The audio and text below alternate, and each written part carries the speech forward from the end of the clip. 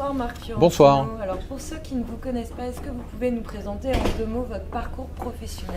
Alors en 2 mots, en sortant de mon école de commerce, j'ai fait l'armée, puisqu'à l'époque il y avait encore le service militaire, c'était avant la Première Guerre mondiale. Et ensuite j'ai commencé à travailler dans des banques américaines et j'ai travaillé sur les marchés financiers.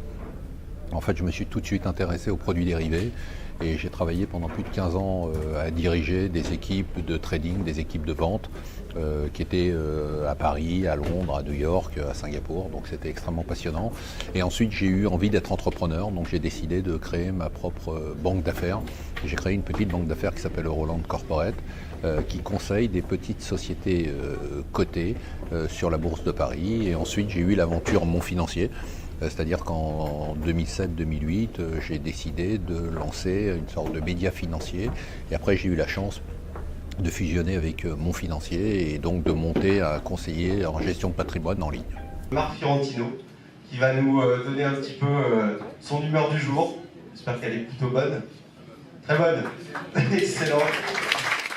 Je reste persuadé qu'on est dans une situation qui est extrêmement malsaine, qui a besoin d'une période de correction de 10% pour pas être trop négatif. Pour l'instant, je vous dis, ça fait à peu près depuis le début de l'année que je me trompe, donc si tout se passe bien, ça devrait continuer jusqu'à la fin de l'année. Donc je pense, pour répondre à cette question, que les banques aujourd'hui, tant qu'elles ont guichet ouvert auprès des banques centrales, et ça sera le cas pendant des années et des années encore, ne sont absolument pas en danger, puisqu'elles ont la possibilité, imaginez une entreprise qui est un peu en difficulté, si elle a la possibilité d'emprunter en permanence à 0% sans que personne ne pose de questions, bon, elle peut tenir indéfiniment, c'est ce qui se passe aujourd'hui avec les banques.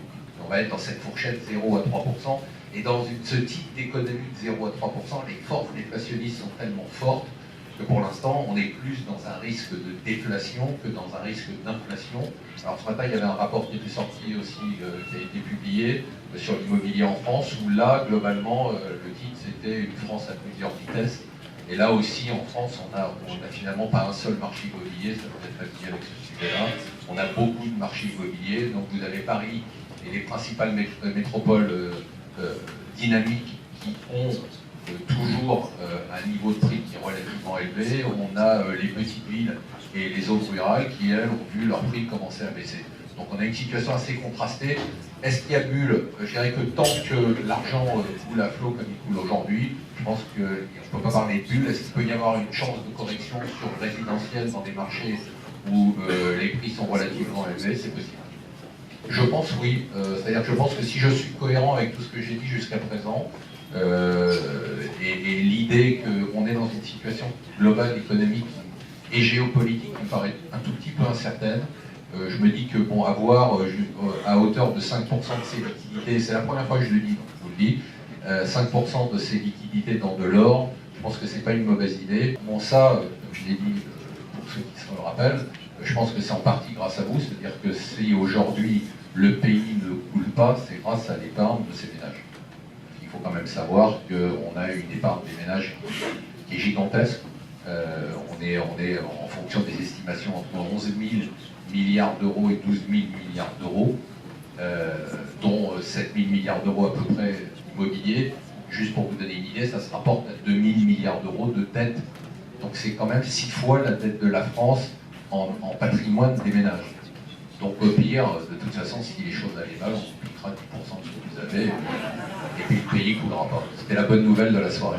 Il y a pas mal d'abonnés qui s'interrogent, voire même qui s'étonnent de voir la faiblesse des volumes. Vous en avez parlé, c'est vrai que les volumes sont vraiment parmi les plus bas historiques, alors que pourtant les banques centrales inondent les marchés de liquidités. Comment vous expliquez cette divergence? Alors ce qu'il faut comprendre, c'est qu'on est dans une situation extrêmement paradoxale et historiquement presque inconnue.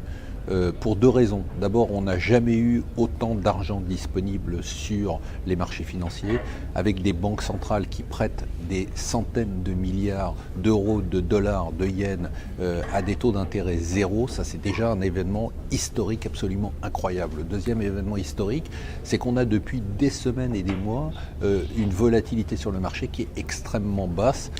En fait, les deux événements sont extrêmement cohérents parce qu'on a des événements politiques, géopolitiques, économiques qui pourraient provoquer une baisse des marchés, mais de l'autre côté, il y a tellement d'argent qui coule sur les marchés que finalement, eh bien, on a cette sorte de marché qui n'arrive pas à trouver sa direction, qui est partagé entre l'envie quand même de baisser parce qu'il y a des raisons pour baisser et qu'au bout de certains mois de hausse, il faut qu'il y ait une correction, c'est même sain pour les marchés, mais que de l'autre côté, il y a tellement d'argent gratuit qui va sur les marchés. Donc on a cette sorte d'équilibre qui dure et qui est un équilibre précaire, mais qui dure.